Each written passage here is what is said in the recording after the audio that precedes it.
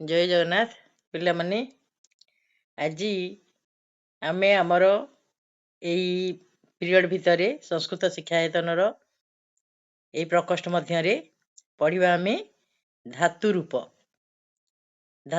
ଯାହାକି ଆର ପିରିୟଡ଼ରେ କିଛି ମାତ୍ରାରେ ୟାକୁ ପଢ଼ାଇଥିଲା। ଏବେ ଆମେ ସମ୍ପୂର୍ଣ୍ଣ ଧାତୁ ରୂପ ଯେଉଁ 10ଟି ଲକାର ଅଛି ଆମର, ସେ 10ଟି ଲକାରରୁ ଆମକୁ ଆମ ପାଠ୍ୟ ଖସଡ଼ାରେ 5ଟି ମାତ୍ର ଅଛି, ତାକୁ କେମିତି କ'ଣ ଅଛି ସେଗୁଡ଼ିକ ଆଜି ଆମେ ଜାଣିବା। ତାହେଲେ ସମ୍ପୂର୍ଣ୍ଣ ସଂସ୍କୃତରୁ ଓଡ଼ିଆ ଆମେ ପଢ଼ିବା। ତେଣୁ ମନ ଦେଇକି ଦେଖ, ଯେଉଁ ଧାତୁ ରୂପ ଆମେ ପଢ଼ୁଥିଲେ, ଆମେ 5ଟା ଆମ ପାଠ୍ୟ ଖସଡ଼ାରେ ରହିଛି। ଲଟ୍ ଲକାର, ଲଙ୍ଗ ଲକାର, ବିଧିଲିଙ୍ଗ ଲକାର, ଲୋଟ ଲକାର ଆଉ ଲୁଟ ଲକାର, ଏଇ 5ଟି ଆମେ ପଢ଼ିବା। କିନ୍ତୁ ପ୍ରକୃତରେ ଲକାର 10 ପ୍ରକାର। ସେ 10 ପ୍ରକାର ଗୁଡ଼ିକ ହେଲା ଲଟ୍ ଲକାର ଅର୍ଥାତ୍ ବର୍ତ୍ତମାନ କାଳ, ତାପରେ ଆମର ଅଛି ଲୋଟ ଲକାର ଯୋଉଟା କି ଅନୁଜ୍ଞା ଅର୍ଥରେ, ଆଦେଶ ବା ଅନୁଜ୍ଞା ଅର୍ଥରେ ଲୋଟ ଲକାର। 3 ହେଲା ବିଧିଲିଙ୍ଗ ଲକାର, ଯୋଉଟା କି ଉଚିତ ବା ସମ୍ଭାବନା ଅର୍ଥରେ ବ୍ୟବହାର କରାଯାଏ, ବୁଝିଲା। ତାପରେ ହେଉଛି ଲଙ୍ଗ ଲକାର, ଯୋଉଟା କି ଅତୀତ କାଳରେ ଆମେ ବ୍ୟବହାର କରୁ, ବୁଝିଲା। ଲଙ୍ଗ ଲକାର। ତାପରେ ଲଙ୍ଗ ଲକାର ପରେ ଆମର ହେଲା ଲୁଟ ଲକାର, ଯୋଉଟା କି ଭବିଷ୍ୟତ କାଳ। ଲିଟ୍ ଲକାର, ଯୋଉଟା କି ଯାହାକୁ ଆମେ କହୁ ପରୋକ୍ଷ ଅତୀତ କାଳ। ଲୁଙ୍ଗ ଲକାର, ଯୋଉଟା ନିକଟ ଅତୀତ କାଳ। ଆଉ ଗୋଟେ ଲୁଟ ଲକାର, ଲୁଟ ଅର୍ଥ ଅନଦ୍ୟତନ ଭବିଷ୍ୟତ। ଏବଂ ଲୁଙ୍ଗ ଲକାର ହେତୁମତ୍ ଭାବ, ଲୁଙ୍ଗ ଲକାର ହେଲା। ଆଉ ଗୋଟେ ଅଛି ଆମର ଆଶୀର୍ଲିଙ୍ଗ ଲକାର। ଏହିପରି 10ଟି ଲକାର ଆମର ପ୍ରକୃତରେ ଅଛି, କିନ୍ତୁ ଆମେ ତା ଭିତରୁ କେତୋଟି ପଢ଼ିବା? ଆମର ପାଠ୍ୟପୁସ୍ତକ ପାଇଁ ମାତ୍ର ଏଇ 5ଟି ହେଲା। ଲଟ୍ ଲକାର, ଲଙ୍ଗ ଲକାର, ବିଧିଲିଙ୍ଗ ଲକାର, ଲୋଟ ଲକାର ଆଉ ଲୁଟ ଲକାର, ଏଇ 5ଟି ଆମେ ପଢ଼ିବା। ତାହେଲେ ଯୋଉ ଲକାର ଆମେ କାହାକୁ କହୁଛେ? ଲକାର ଆମେ କହୁଛେ ଯେ ଏଇ ଯୋଉ ସଂସ୍କୃତ ବ୍ୟାକରଣରେ ବିଭିନ୍ନ କାଳ ବା ଟେନ୍ସ ବା ଅବସ୍ଥା ବା ଯୋଉ ମୁଡ୍, ଏହାକୁ ଲକାର କୁହାଯାଏ, ବୁଝିପାରିଲ। ସମୁଦାୟ ତ ଆମେ ପଢ଼ିଲେ ଆଗରୁ 10ଟି ଲକାର, 11ଟି ଲକାର ମଧ୍ୟରୁ ଗୋଟିଏ କେବଳ ବୈଦିକ ସଂସ୍କୃତରେ ଓ ଅନ୍ୟ 10ଟି ଲକାର ବୈଦିକ ଆଉ ଲୌକିକ ସଂସ୍କୃତରେ ପ୍ରୟୋଗ କରାଯାଏ। ଏଗୁଡ଼ିକର ପ୍ରଥମ ଅକ୍ଷର ଲ, ଯୋଉ ବୈଦିକ ଆଉ ଲୌକିକ ସଂସ୍କୃତରେ ପ୍ରୟୋଗ କରାଯାଏ, ଏଇ 10ଟି ଲକାର ଯୋଉ ଆଗରୁ କୁହାହେଲା, ତାର ପ୍ରଥମ ଅକ୍ଷର ସବୁ ଲ, ତେଣୁ ଏମାନଙ୍କୁ ଲକାର କୁହାଯାଏ, ବୁଝିପାରିଲ। ଲକାର କାହିଁ କୁହାଯାଏ? ଯେହେତୁ ବୈଦିକ ଆଉ ଲୌକିକ ସଂସ୍କୃତିରେ ଏହାର ପ୍ରୟୋଗର ସବୁ ଗୁଡ଼ିକର ପ୍ରଥମ ଅକ୍ଷର ହେଉଛି ଲ, ତେଣୁ ଏମାନଙ୍କୁ ଆମେ କ'ଣ କହୁ? ଲକାର ବୋଲି କହୁ। ଏଗୁଡ଼ିକରୁ ବର୍ତ୍ତମାନ ଆମେ ମାତ୍ର କେତୋଟି ପଢ଼ିବା? ଆମେ ବର୍ତ୍ତମାନ 5ଟି ଲକାର ଆମେ ପଢ଼ିବା। ସେଗୁଡ଼ିକ କ'ଣ କ'ଣ? ଲଟ୍, ଲଙ୍ଗ, ଲୁଟ। ଏ ତିନୋଟି ହେଉଛି ଟେନ୍ସ, ନାଇଁ, ବା ଯାହାକୁ ଆମେ କହୁଛେ କାଳ, ନାଇଁ, ଟେନ୍ସ ଭିତରେ ସେ ଯାଉଛି। କିନ୍ତୁ ଏଇ ଯୋଉ ଲୋଟ ଆଉ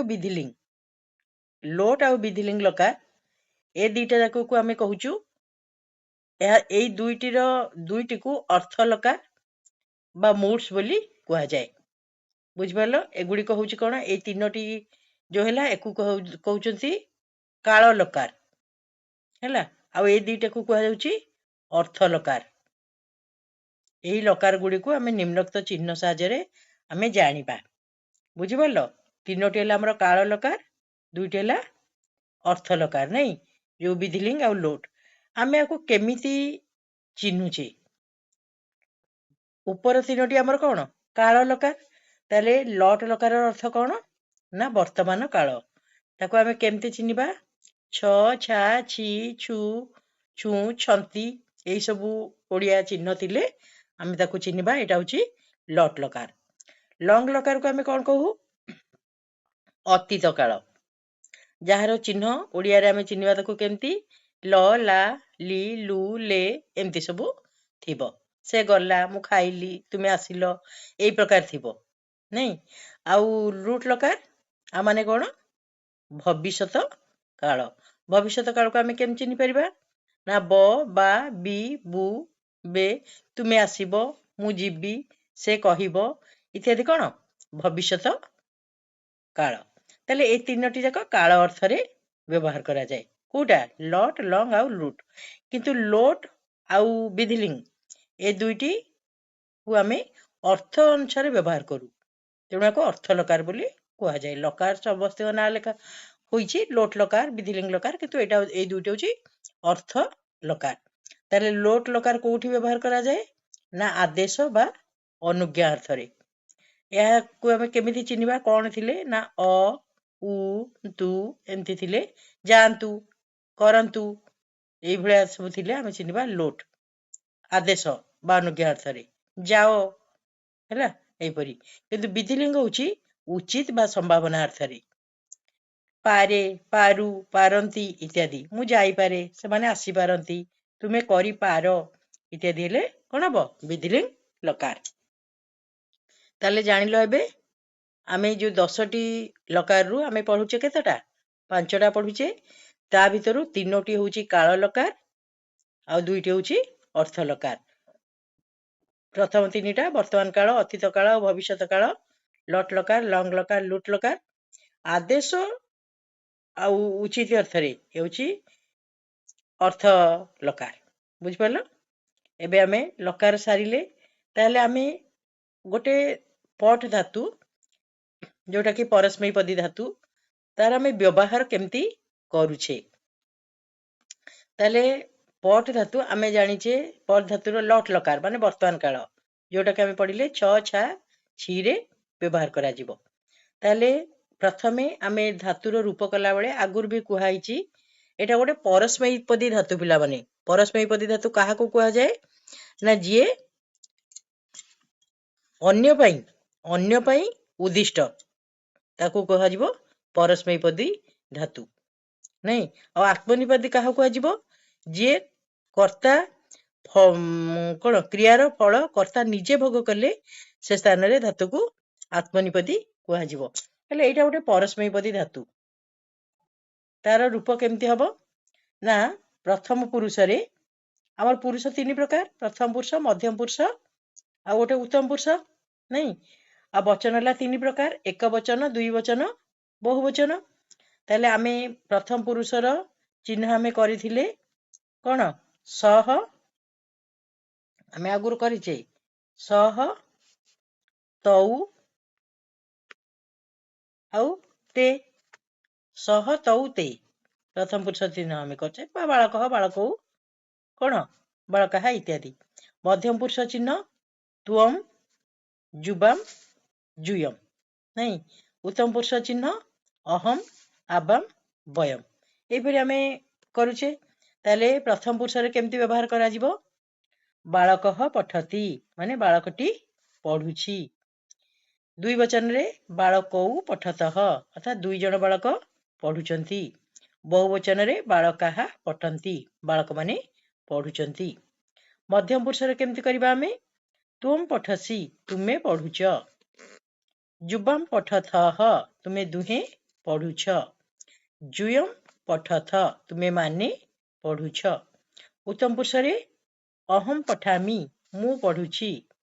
ଆବାମ୍ ପଠାବଃ, ଆମେ ଦୁହେଁ ପଢୁଛୁ। ବୟମ୍ ପଠାମଃ, ଆମେ ମାନେ ପଢୁଛୁ।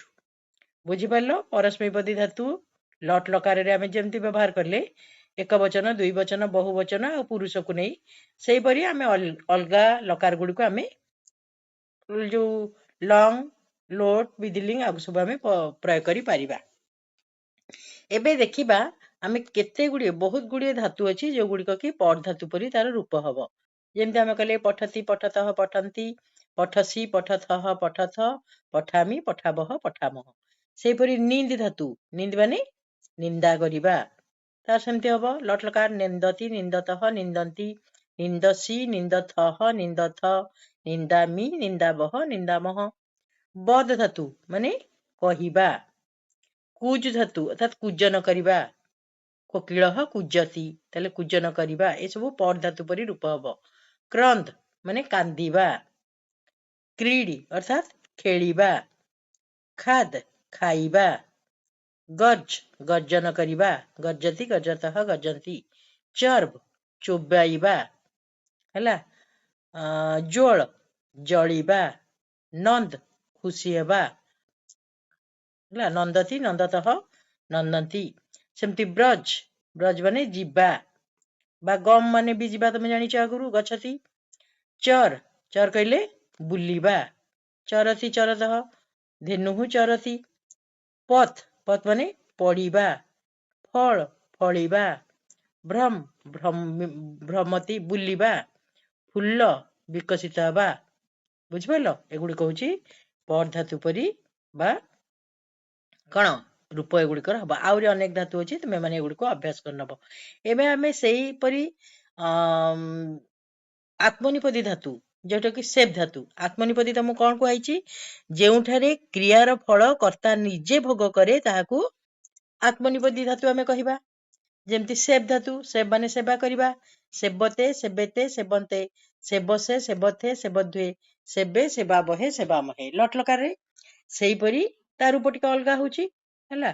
ତାହେଲେ ସେଇ ସେବ୍ ଧାତୁ ପରି ମଧ୍ୟ ଅନେକ ଧାତୁ, ଗୋଟେ ଧାତୁ ତୁମେ ଯଦି ଘୋଷିଥିବ ତାହେଲେ ଏଇ ଧାତୁ ଗୁଡିକ ମଧ୍ୟ ହେଇଯିବ। ଦୟ ମାନେ ଦୟା କରିବା, ଘଟ ଅର୍ଥାତ୍ ଘଟିବା, ବାଦ ବାଧା ଦେବା, ଶିଖ ଶିଖିବା, ବନ୍ଦ ବନ୍ଦନା କରିବା, ଇକ୍ ଦେଖିବା, ଇଷ୍ୟତେ ଇଷ୍ୟତେ ଇଷ୍ୟତେ ଇଷ୍ୟନ୍ତେ, ଶଙ୍କ ଶଙ୍କା କରିବା ବା ଆଶଙ୍କା କରିବା, ଲମ୍ବ ଲମ୍ବିବା, ତ୍ରପ ଲାଜ କରିବା ହେଲା, ତୁଅର ତରତର ହବା, ତୁଅର କହିଲେ କଣ ତରତର ହବା। ଆଚ୍ଛା, ସେମିତି ଭିକ୍ ଭିକ୍ଷା କରିବା, ଲକ୍ ଲକ୍ଷ୍ୟ କରିବା, ସହ ସହିବା, ଗାହ ଗାଧେଇବା ନାଇଁ। ଆଚ୍ଛା, ଭାସ ମାନେ କହିବା, ଭାସତେ ଭାସେତେ ଭାସନ୍ତେ, ଭାସସେ ଭାସତେ ଭାସଦ୍ୱେ, ଭାସେ ଭାଷା ବହେ ଭାଷା ବହେ। ସେମିତି କମ୍ପ ମାନେ କମ୍ପିବା, ଯତ୍ କହିଲେ ଯତ୍ନ କରିବା, ଚେଷ୍ଟ କହିଲେ ଚେଷ୍ଟା କରିବା। ବୁଝିପାରୁଛ? ତାହେଲେ ଏହିପରି ଆମେ କଣ ଅୟ, ଅୟ ମାନେ ଅୟତେ ତାର ରୂପ ହବ। ପ୍ର ଆଉ ପରା ଉପସର୍ଗ ଅୟ ଧାତୁରେ ଲଗାଇଲେ ପଳାୟତେ, ନାଇଁ କି ପଳାୟତେ ହେଇଯାଉଛି। ଧର ଆମେ ଅୟତେ ମାନେ କଣ ଯିବା କହୁଛେ, କିନ୍ତୁ ତା ପୂର୍ବରୁ ଦିଟା ଯଦି ଉପସର୍ଗ ଆମର ଲାଗି ଯାଉଛି ପ୍ର ଆଉ ପରା, ତା ମାନେ କଣ ହଉଛି ପରାଜୟତେ ବା ପଳାୟତେ, ନାଇଁ ପଳାୟତେ ଲାଗିଲା କଣ ପରା ଯୁକ୍ତ ଅୟତେ ପଳାୟତେ। ଇକ୍ ସେମିତି ପର୍ଯ୍ୟାଲୋଚନ କରିବା, ନ କାମବୃତ୍ତି ବଚନୀୟ ବଚନୀୟ ମିକ୍ଷତେ, ଅପ ମାନେ ଇକ୍ଷତେ ଅପେକ୍ଷା କରିବା ଉପେକ୍ଷା କରିବା, ଏଇପରି ସବୁ କଣ ସେବ୍ ଧାତୁରୁ ଆତ୍ମନିପଦୀ ଧାତୁକୁ ବ୍ୟବହାର କରିକି ବିଭିନ୍ନ କ୍ରିୟାକୁ ଆମେ କରିଥାଉ। ବୁଝିପାରିଲ? ଏବେ ଆମେ ଆଜି ପରସ୍ମୈପଦୀ ଧାତୁ ଆଉ ଆତ୍ମନିପଦୀ ଧାତୁ କିପରି ବ୍ୟବହାର କରାଯାଉଛି ତାକୁ ଆମେ ଶିଖିଲେ। ପୁଣି ଗୋଟେ ପିରିୟଡରେ ଯୋଉ 10ଟି ଯାକ ଗଣ ଅଛି, ସେ ଗଣରୁ କିଛି କିଛି ଧାତୁର ଅର୍ଥ ତୁମେ ମାନେ ଜାଣିବ। କାରଣ ଏଇଗୁଡିକ ଜାଣିଲେ ତୁମେ ଗୋଟିଏ ଧାତୁ ମନେ ପକାଇଲେ ଅଲଗା ଧାତୁ ଗୁଡିକ ତୁମେ ଆପେ ଆପେ କରିପାରିବ। ବୁଝିହେଲା? ତାହେଲେ ପିଲାମାନେ ଆଜି ପାଇଁ ଆମେ ଏଇଠି ରଖିବା। କିନ୍ତୁ ଯଦି ତୁମକୁ ମୋର ପାଠ ଭଲ ଲାଗୁଥାଏ ତାହେଲେ ନିଶ୍ଚିତ ଭାବରେ ଗୋଟେ ଲାଇକ୍ କରିବ, ଆଉ ଗୋଟେ କମେଣ୍ଟ ମଧ୍ୟ ଦବ କମେଣ୍ଟ ବକ୍ସରେ। ଏତିକି କଲେ ମୁଁ ନିଜକୁ ଭାବିବି ଯେ ତୁମେ ମାନେ ନିଶ୍ଚିତ ଭାବରେ ମୋ ପାଠକୁ ବୁଝିପାରିଛ। ଧନ୍ୟବାଦ।